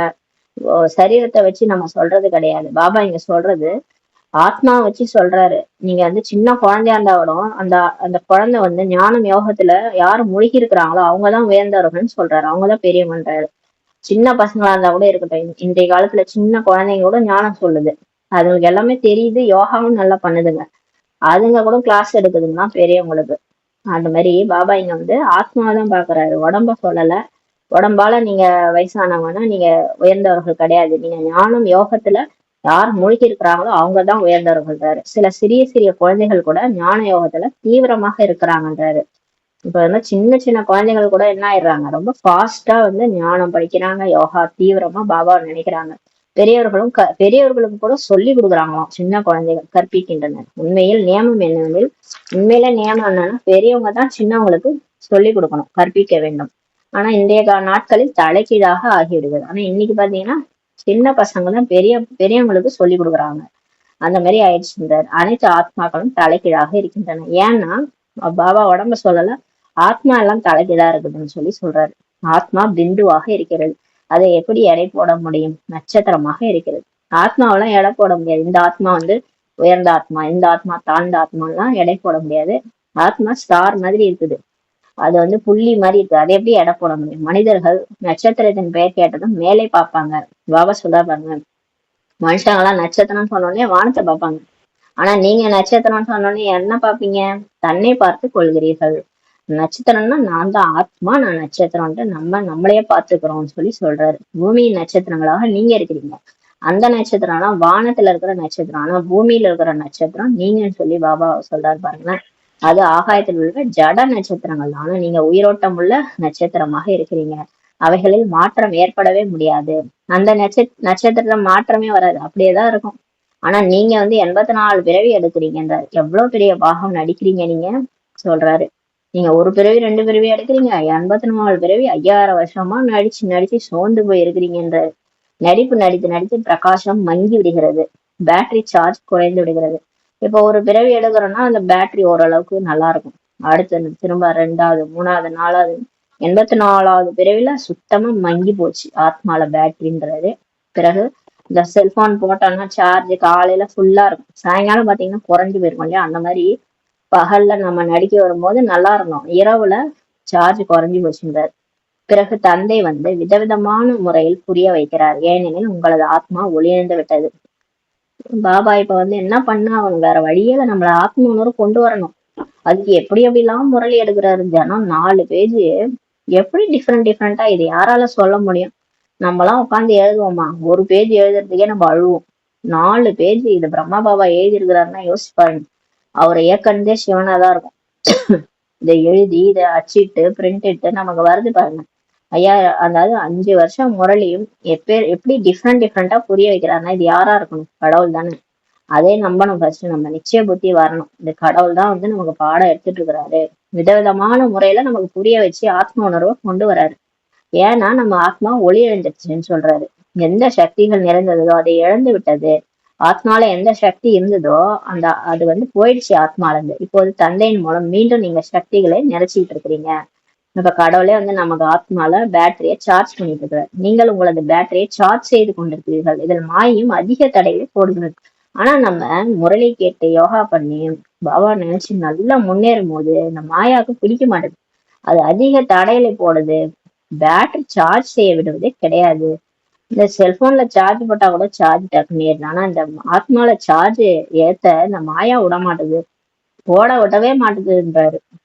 பாபா நினைக்க விட மாட்டுது. நீங்கள் சைத்தன்ய பேட்டரிகளாக இருக்கிறீங்க. இப்ப நம்ம எல்லாரும் உயிரோட்டமான பேட்டரியா இருக்கிறோம். தந்தை இடத்தில் யோகா வைத்துக் கொள்வதன் மூலம் நாம் தூய்மையாக ஆவோம் என்பதை நீங்க தெரிஞ்சுட்டீங்க. இப்போது தமோ பிரதானமாக ஆகிட்டோம். இந்த எல்லைக்குட்பட்ட படிப்பிற்கும் இந்த எல்லையற்ற படிப்பிற்கும் அதிக வித்தியாசம் இருக்கிறது. இப்ப நம்ம படிக்கிற இந்த படிப்பு பாபாவே சொல்லி கொடுக்குறாரு. இதுக்கும் அந்த டாக்டர் இன்ஜினியர் அதெல்லாம் படிக்கணும், அதுக்கும் நிறைய வித்தியாசம் இருக்குது. வரிசைக்கிரமான ஆத்மாக்கள் எப்படி மேலே செல்கின்றனர். பிறகு தனது தகுந்த நேரத்தில் நடிப்பு நடிக்க வர வேண்டும். இதெல்லாம் நம்ம படிக்கிறோம் பாருங்க. இந்த படிப்பு தான் நம்ம படிக்கிறோம். எப்படி ஆத்மாலாம் மேல இருந்து கீழே நடிக்கிறாங்க, அப்புறம் கடைசி எப்படி எல்லாம் குண்டோட கைலாசம் மேல போறாங்க, அப்புறம் திரும்ப அவங்க டைமுக்கு நடிக்கிறாங்க. இதெல்லாம் நம்ம படிச்சுட்டு இருக்கிறோம். பாபாட்ட அனைவருக்கும் அவரவர்களது அழிவற்ற பாகம் கிடைக்கிறது. எல்லா ஆத்மாவுக்கும் தன்னுடைய பாட்டு, அவங்க பாட்டு தான், அவங்க என்ன பாட்டு கிடைச்சதோ அதான் நடிப்பாங்க. இப்ப ஏழையா நடிக்கணும்னா அந்த ஏழையோட ரோல் தான் அவங்க பிளே பண்ணுவாங்க. பணக்காரன்னா பணக்காரனோட ரோல் தான் அவங்க பிளே பண்ணுவாங்க. ஏன்னா அவங்களுக்கு கிடைச்சிருக்கிற பாட்டு அதான்றாரு. நீங்கள் இந்த 84 பிறவிக்கான பாகம் எவ்வளவு முறை நடித்தீர்கள்? பாபா சொல்றாரு பாருங்க. இந்த 84 பிறவி நீங்க நடிச்சீங்க இல்லையா, இது எத்தனை தடவை நடிச்சிட்டீங்க தெரியுமா அப்படின்றது. அப்ப ஏன் நம்ம கவலைப்படணும்? இதெல்லாம் ஏற்கனவே நம்ம பார்த்துட்டோம். போன கல்பம், அதுக்கு முந்தான கல்பம், அதுக்கு முந்தான கல்பம், எத்தனை கல்பம் இந்த 84 பிறவி நடிச்சிருப்போம். இதே ரோல் இந்த கடைசி பிறவி கூட பாபா கூட நடிக்கிறது பயப்படுறோமே. அப்படியே ஐயோ என்ன ஆகுமோ ஏதோ. ஏன் பயப்படுறீங்க? போன கல்பம் கூட இப்படிதான் நடிச்சீங்கன்றாரு. ஒண்ணும் உங்களுக்கு புதுசே இல்ல, கவலையே படாதீங்க. பாபா இருக்கிறாருல கூட. ஸ்ரீமத் படி நடந்துட்டு பாபா துணையோட இருந்தீங்கன்னா எந்த நம்ம கஷ்டமும் நமக்கு எந்த நேரத்துலயும் வராது. அழகா உடம்பு விட்டு கூட்டு போயிடுவாரு. நமக்கு எதுக்குமே இயற்கைக்கு கவலைப்பட தேவையில்ல, மனுஷங்களுக்கும் கவலைப்பட தேவையில்ல, எதுக்குமே நம்ம பயப்பட தேவையில்ல. நம்ம சரியா பாபாவுடைய வழிபடி நடந்தோம்னா யாருக்கும் பயப்பட தேவையில்ல. நீங்க நிறைய தடவை இந்த 84 பிறவி நடிச்சிட்டீங்கன்றாரு. உங்களது பேட்டரி எத்தனை முறை சார்ஜ் மற்றும் டிஸ்சார்ஜ் ஆகி இருக்கிறது? மாயாதான் நம்மள பயப்பட வைக்குது. நமக்குள்ள இருக்கிற மாயாவை தான் நம்ம பயப்படணும். தவறு செஞ்சோம், பாவம் பண்ணோம்னா பயப்படணும். மற்றபடி பாபா வழியில நடந்துட்டு போனோம்னா நம்ம எதுக்குமே பயப்பட தேவையில்ல. உங்கள் பேட்டரி எத்தனை முறை சார்ஜ் மற்றும் டிஸ்சார்ஜ் ஆகியிருக்கு? பாபா சொல்றாரு, நீங்க கல்பமா எத்தனை தடவை பாபா பேட்டரி சார்ஜ் பண்ணாரு, திரும்ப டிஸ்சார்ஜ் ஆயிருக்கு. இதே மாதிரிதான் நடக்கும்ன்றாரு. தனது பேட்டரி டிஸ்சார்ஜ் ஆகிவிட்டது என்பதை அறிந்த பின்பு சார்ஜ் செய்வதற்கு ஏன் தாமதப்படுத்த வேண்டும்? இப்ப புரிஞ்சுக்கிட்டீங்க இல்லையா? நம்ம பேட்டரி லோ ஆயிடுச்சு, இப்ப போய் திரும்ப சார்ஜர்ல போடுறதுக்கு ஏன் யோசிக்கிறீங்கன்றாரு. இப்ப செல்போன்ல குறைஞ்சு போச்சு, போய் உடனே போட்டுறீங்கல்ல. ஐயோ இன்னும் 50% தான் இருக்குது, இன்னும் கொஞ்சம் ஏத்தணும்ட்டு கரண்ட் வேற போயிட போகுதுன்ட்டு போய் போடுறீங்கல்ல. அந்த மாதிரி இப்ப ஆத்மால அதாவது சார்ஜே இல்ல, நடிக்கவே முடியல, சோர்வாயிடுது, கஷ்டமா இருக்குது. ஒரு பிரச்சனைனா தாங்க முடியல, எந்த ஒரு விஷயத்தையும் தாங்க முடியல. தெரியுதுல்ல, ஆத்மால சார்ஜ் இல்ல, ஆத்மால சக்தி இல்ல. நான் இப்ப கடவுள்கிட்ட போய் சக்தி ஏத்திக்கணும்னு ஏன் தோண மாட்டுது? ஏன் தாமதப்படுத்துறீங்க? ஏன் கடவுள் நினைக்க மாட்டீங்கன்னு கேக்குறாரு. ஆனால் மாயை பேட்டரி சார்ஜ் செய்யறதே கிடையாது. ஆனாலும் இந்த மாயா நம்மள பாபா நினைக்க விட மாட்டுது. பேட்டரி சார்ஜ் செய்ய வேண்டும் என்பதை மாயா மறக்க வச்சிருது. ஐயோ, நம்ம போய் கடவுளை ஒரு மணி நேரம் 2 மணி நேரம் நினைப்போம். அமிர்த வேலையில ஒரு 3-4 மணிக்கு ஏந்து உட்காருவோம். ஆத்மான்னு புரிஞ்சு பாபாவை நினைச்சாதான் நம்ம ஆத்மா சார்ஜ் ஆகும் அப்படின்ட்டு நினைக்க கூட அந்த மாயா வந்து நம்மள மறக்க வச்சிருந்தாரு. ஏன்னா மறந்து போய் மாயா கூடயே வாழ்ந்துட்டு இருக்கணும். எப்பயும் போல அந்த உடல் உணர்வுல வாழ்ந்துட்டு இருக்கீங்க. அடிக்கடி டிஸ்சார்ஜ் செய்து விடுகிறது. இந்த மாயா அடிக்கடி கோபப்பட வைக்குது. அடிக்கடி அந்த பேராசை, அகங்காரத்துல எல்லாம் வீழ்த்துருது எல்லாரையும். எனக்கு தான் எல்லாம் தெரியும் அப்படின்லாம் பேசுறாங்க. அந்த மாதிரி பேசினா என்ன ஆகும்? அடிக்கடி டிஸ்சார்ஜ் ஆயிடுதுன்றாரு. ஆத்மால டிஸ்சார்ஜ் ஆயிடுது. தந்தையை நினைவு செய்ய முயற்சி செய்யறீங்க, ஆனால் செய்ய முடிவதே கிடையாது. உங்களிலும் யார் பேட்டரி சார்ஜ் செய்து சதோபிரதான நிலை நெருக்கத்தில் வந்து விடுறாங்களோ அவர்கள் மூலமும் சில நேரங்களில் மாயா தவறு செய்ய விட்டு பேட்டரியை டிஸ்சார்ஜ் செய்ய விடுது. பாருங்க, யாரெல்லாம் நல்லா பாபாவை நினைச்சு தூய்மையாயிட்டே வராங்களோ பாபா நெருக்கத்துல கூட வந்துடுறாங்க. அவங்க மூலமா கூட சில நேரங்கள்ல மாயா தவறு செய்ய வைக்குது. தவறு செய்ய வச்சு பேட்டரிய க்ளோஸ் பண்ணி விட்டுருதுன்றாரு. ஏத்தன ஆத்மால ஏறின பர்சன்டேஜ குறைச்சி விட்டுருதுன்றாரு. ஒரு 99% நம்ம வந்திருப்போம், பேட்டரி சார்ஜ் ஆயிருக்கும். அந்த 1% தான் ஏறினா பாபா கிட்ட போயிருவோம், நெருங்கிருவோம்ட்டு அதுக்கு தாங்களே இந்த மாயாவுக்கு எங்கடா இவங்க பாபா கிட்ட போய போறாங்கன்ட்டு குச்சி கீழே இறக்கி விட்டுருது. அந்த மாயா 5 விகாரம் வந்து கீழே தள்ளி விட்டு திரும்ப அந்த பரமபதத்துல அந்த கடைசி பாம்பு மேல ஏறி வந்துருவான். அந்த பெரிய பாம்பு ஒண்ணு இருக்கும் பாருங்க, அதுல போனோம்னா கீழே கொண்டு வந்து இறக்கி விட்டுருவான். அந்த மாதிரி அகங்காரம் அகங்காரன்ற பேய் பூதம் வந்து நம்மள கீழே கொண்டாந்து விட்டுருது. பேட்டரிய சார்ஜ இறக்கி விட்டுருதுன்றாரு. இது கடைசி வரை நடைபெற்று கொண்டேதான் இருக்கும். பாபா சொல்றாரு, உங்களுக்கு தெரியாது மாயா எந்த ரூபத்துல வருதுன்னா, திடீர்னு வந்து கவுத்து விட்டுருன்றாரு. அதனால இது கடைசி வரைக்கும் உங்களுக்கு நடைபெற்றுதான் இருக்கும். இங்க சங்கமேகம் முடியிற வரைக்கும், சமான் ஆகிற வரைக்கும், பாபா கிட்ட போற வரைக்கும் இது நடக்கும். பிறகு யுத்தத்தின் கடைசியில் அனைத்தும் அழிந்துவிடும். அப்புறமா கடைசியா எல்லாமே முடிஞ்சிருந்தாரு. பிறகு யாருடைய பேட்டரி இப்ப கடைசியா போர் வருது இல்லையா, யுத்தத்தின் கடைசியில்னா பாபா சொல்றது வந்து நமக்கும் சொல்ற மாதிரிதான் இருக்குது. மகாபாரத யுத்தம் மாதிரி இருக்குது. இந்த மாயாவோட மல்யுத்தம் கடைசியில எல்லாமே அழிஞ்சிரும். அப்ப எல்லாமே பாவம் எல்லாம் அழிஞ்சிரும் இல்லையா. பாவம் அழிஞ்ச பிறகு உங்களுடைய பேட்டரி எந்த அளவுக்கு சார்ஜ் ஆயிருக்குதோ அதன்படி நீங்க பதவி அடைவீங்கன்றாரு. அது மாதிரி இப்ப விநாசம் வந்துருச்சுனாலும் அவ்வளவுதான், ஸ்டாப் பண்ணிடுவாரு. அதுக்கப்புறம் நம்ம முரளி கேட்க முடியாது, புருஷார்த்தம் பண்ண முடியாது. விநாசம் முடிஞ்சிச்சுன்னா அவ்வளவுதான், ரிசல்ட் வெளியே வந்துடும். அப்ப வந்து யாருடைய பாபா செக் பண்ணுவாரு ஆத்மா எந்த அளவுக்கு பேட்டரி இருக்குன்ட்டு. நம்மளது ஒரு 80%, 90%, ஒரு 100%னா அவங்க ராஜா ராணி ஆயிடுவாங்க, லட்சுமி நாராயணன் ஆயிடுவாங்க. ஒரு 90%னா ஒரு சிற்றரசர் ஆயிடுவாங்க.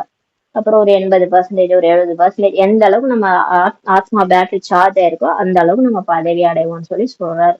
பாருங்க, நம்ம எந்த அளவு பாபா நினைக்கிறோமோ அவ்வளவுதான் நமக்கு வந்து சொர்க்கத்துல போய் பதவி.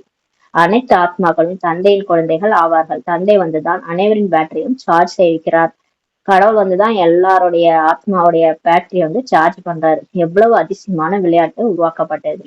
இதெல்லாம் நினைச்சு பார்க்கும் போதே எவ்வளவு அற்புதமா இருக்கு பாருங்க. நம்ம விழறோம், பாபா வந்து எழுப்பி விடுறாரு, நம்ம சார்ஜ் பண்றாரு.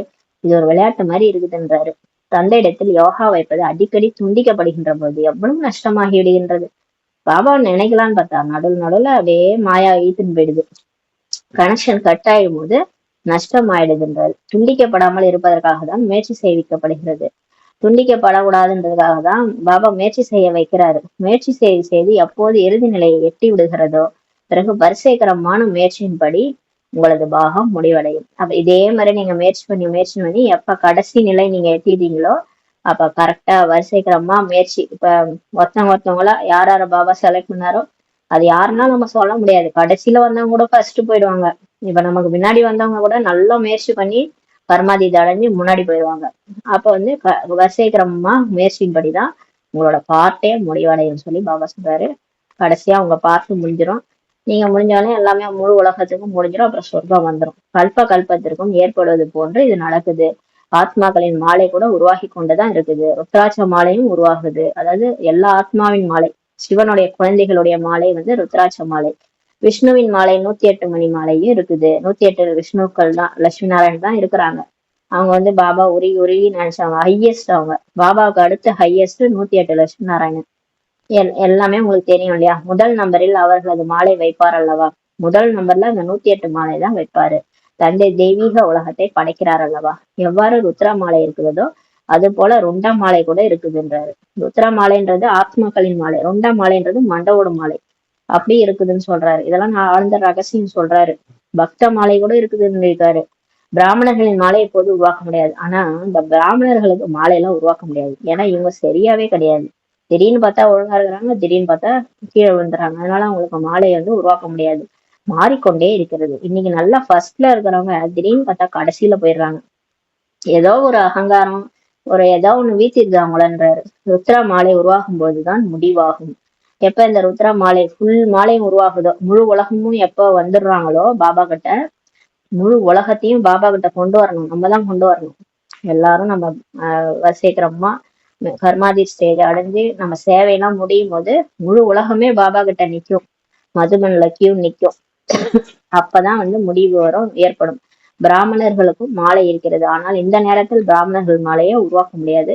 உண்மையில் பிரஜாபிதா பிரம்மாவிற்கு அனைவரும் குழந்தைகளாக நீங்க இருக்கிறீங்க. சிவபாபாவின் குழந்தைகளுக்கும் மாலை இருக்குதுன்னு சொல்லி சொல்றாரு.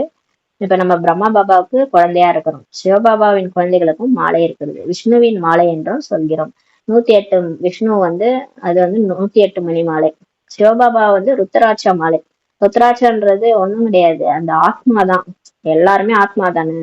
அப்ப டோட்டலா 800 கோடி பேரும் ஆத்மாக்கள் தான் இல்லையா. அது வந்து சிவபாபாவுடைய குழந்தைகளுடைய மாலை அது, ருத்ராட்ச மாலை. நீங்கள் பிராமணர்களாக ஆகிறீர்கள் எனில் பிரம்மா மற்றும் சிவனுக்கு மாலை வேண்டும் அல்லவா.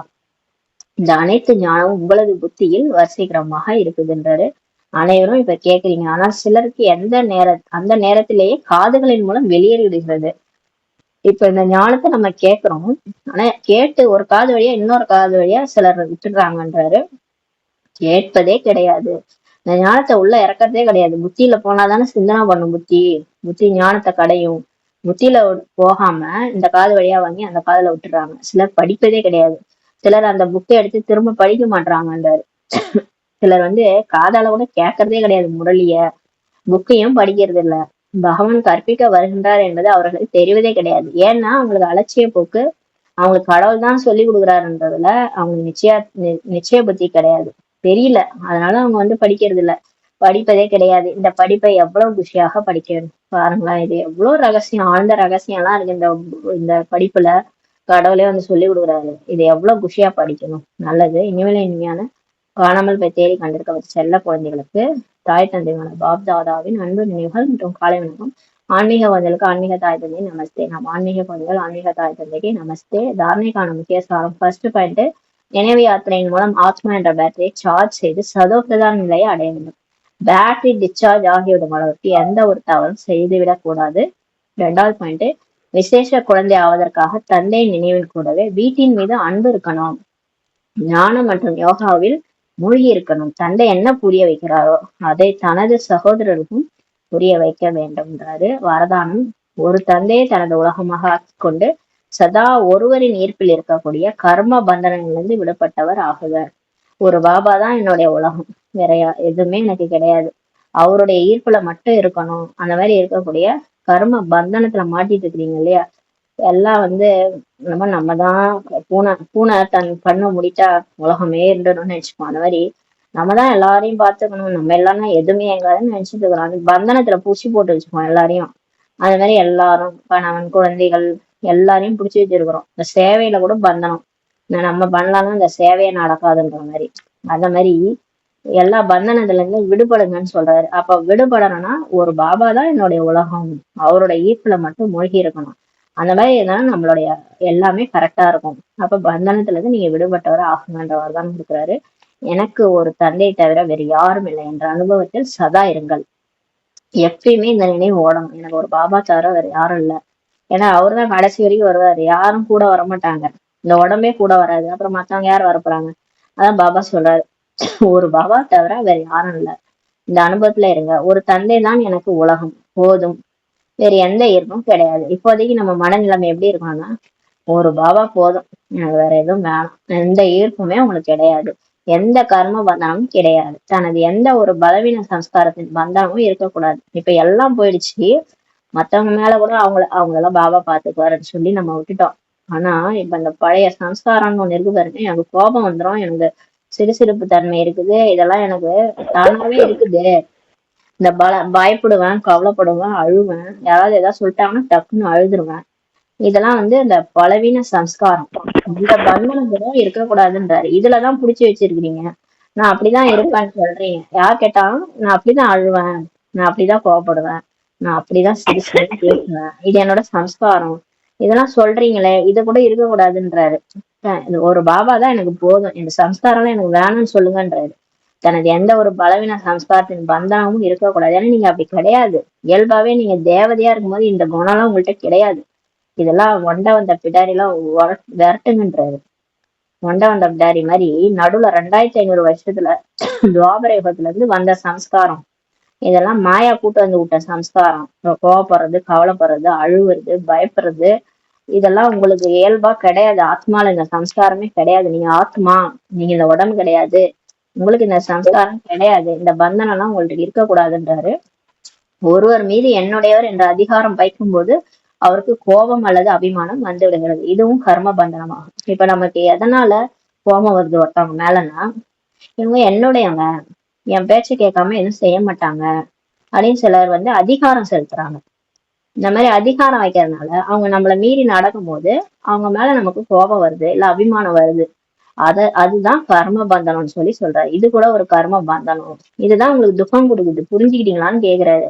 ஏன் துக்கம் வருது, ஏன் மாயா வருது, ஏன் மாயா பேட்டரி சார்ஜ் வந்து கம்மியாக்கி விட்டுருதுன்னா, இவங்களை நான் ரொம்ப நம்பினேன், இவங்க ஏமாத்திட்டாங்க, இவங்க என்னுடையவங்கன்னு நினைச்சேன், இவங்க எனக்கு தவறு பண்ண வச்சுட்டாங்க, தவறு பண்ணிட்டாங்க, என்னை கஷ்டப்படுத்தாங்க, அதனால அவங்க மேல எனக்கு கோபம் வந்துருச்சு, எனக்கு அபிமானம் வந்துருச்சு, இவங்க என்னுடையவங்க, இந்த மாதிரி நம்ம நினைக்கிறதுனாலதான் இது வந்து கர்ம பந்தனம்னு சொல்லி சொல்றாரு. அதனாலதான் துக்கம் வருதுன்றாரு. ஏன் நீங்க அவங்க மேல வைக்கிறீங்க அப்படின்னு கேக்குறாரு. பற்றும் வைக்காதீங்க, எது மேலயும் அபிமானமும் வைக்காதீங்கன்றாரு. அனைத்து என்னுடையது என்பது ஒரு என்னுடைய பாபாவில் கலந்துடும். ஆனா பாருங்க, பாபா மட்டும்தான் என்னுடைய உலகன்ற நினைவு உங்களுக்கு இருக்கும்போது எல்லா என்னுடையது எல்லாமே ஒரு என்னுடைய பாபாவில போய் கலந்துரும். எல்லாமே நீங்க என்னுடையதுன்னு என்ன புடிச்சு வச்சுக்கீங்க? என்னுடைய வீடு, என்னுடைய நகை, நட்டு, ட்ரெஸ், என்னுடைய குழந்தை, கணவர், என்னுடையவங்க அப்படின்னு யாரெல்லாம் தேகதாரிகள் வச்சிருக்கீங்களோ அவங்க எல்லாரையும் கொண்டு போய் ஒரு என்னுடைய பாபாவில கலந்துருங்க. ஒரு என்னுடைய பாபாவா ஆக்கிட்டீங்கன்னா அப்புறம் உங்களுக்கு என்னுடையதுன்னு என்ன இருக்க போகுது? எல்லாம் பாபாவுடையது. அப்புறம் என்ன கவலை? பாபா பாத்துக்க போறாரு. எல்லாம் பாபா என்னுடைய பாபால கலந்துடும். அவ்வளவுதான். ஒரு பாபா மட்டுமே என் உலகம். அந்த உலகத்துக்குள்ளார என்னெல்லாம் நான் எல்லைக்குட்பட்ட விஷயங்களை வச்சிருந்தோம் எல்லாத்தையும் கொண்டு போய் கலந்துட்டேன், எனக்கு எந்த கவலையும் இல்லைன்ட்டு இருங்க. மேலும் கர்ம பந்தனங்கள்ல இருந்து எளிதாக விடுபட்டு விடுவீர்கள். இந்த மாதிரி நீங்க நினைச்சீங்கன்னா ஒரு பாபா தான் என்னுடைய உலகம், அதுல எல்லாம் என்னுடையதான் நான் கலந்துட்டேன் அப்படின்னு நினைக்கும் போது கர்ம பந்தன்ல இருந்து ஈஸியா வெளியே வந்துருங்கன்றாரு. ஏன்னா நம்மள குச்சி போட்டு வச்சுக்கிறதே இந்த பற்று தான். பற்று கர்ம பந்தனம்னா 63 ஜென்மமா மாட்டிக்கிட்டு இருக்கிறோம். சிலந்தி சிக்கல் மாதிரி மாட்டிக்கிட்டு இருக்கிறோம், வெளியே வர முடியல. அதுக்கான யுக்தி தான் இப்ப சொல்றாரு. அந்த மாதிரி இருக்கக்கூடிய கர்ம பந்தனங்கள் வந்து விடுபட்டவர் ஆகுமென்ற வரதானம் கொடுக்குறாரு. ஸ்லோகன்: யாருடைய திருஷ்டி மற்றும் விருத்தி எல்லையற்றதாக இருக்கிறதோ அவர்களே மகான் ஆத்மாக்கள் ஆவார்கள். இப்ப யாரோட பார்வை, அவங்களுடைய உள்ளுணர்வு, திருஷ்டின்றது பார்வை, விருத்தினா உள்ளுணர்வு. நம்மளோட உள்ளுணர்வும் சரி, நம்மளோட பார்வையும் சரி பூமிக்கு தாண்டி இருக்கணும், எல்லையற்றதா இருக்கணும், பூமியில இருந்து எட்ட போயிருக்கணும். பூமிக்குள்ளார வந்து வீட்டுக்கு உள்ளார வந்து வீட்டு வாசலுக்குள்ளார வந்தோம்னா இவங்க சரியில்லை, அவங்க சரியில்லை அப்படி பேசுவோம். இதே நம்ம பரிசுத்தாவா மாதிரி பூமிக்கு மேல பறந்துட்டோம்னா எல்லாரும் என்னுடையவங்க, எல்லாருமே பாபாவோட குழந்தைகள் தான், எல்லாருக்கும் நான் நன்மை செய்யணும், எல்லாருமே இந்த உலகமே என்னுடையது, எல்லாருமே ஒரு ஆத்மாக்கள் தான், எல்லாரும் சிவபாபாவுடைய குழந்தைகள் தான், எல்லாரும் பாவம், எல்லாரும் கஷ்டப்படுறாங்க, எல்லாரும் துக்கப்படுறாங்க, எல்லாருக்கும் நான் நல்லது செய்யணும், இப்படி தோணும். இதே நம்ம வீடு வாசல் ஒரு வீட்டுக்குள்ளார இருக்கணும்னா நான் நல்லா இருக்கணும், என் குடும்பம் நல்லா இருக்கணும், அவன் எப்படி போனோம் எனக்கு என்ன, அப்படி இருக்கும். அது வந்து எல்லைக்குட்பட்ட திருஷ்டி விருத்தி. இங்க வந்து எல்லைக்கு அப்பாற்பட்ட பார்வை, எல்லைக்கு அப்பாற்பட்ட உள்ளுணர்வு இருக்கும்போது அவங்கதான் வந்து மகான் ஆத்மாக்கள் ஆவார்கள். அந்த மாதிரி யார் இருக்கிறாங்களோ அவங்களோட பார்வை வந்து எல்லையற்றதா இருக்குதோ, அவங்க உள்ளுணர்வும் எல்லையற்றதா, எல்லாரும் நல்லா இருக்கணும், அந்த சுப பாவனை சுப ஆசை வைக்கிறாங்களோ அவங்கதான் மகான் ஆத்மாக்கள் ஆவார்கள் சொல்லி பாபா சொல்றாங்க. சாந்தி. நன்றி பாபா. நன்றி பாபா. நன்றி பாபா.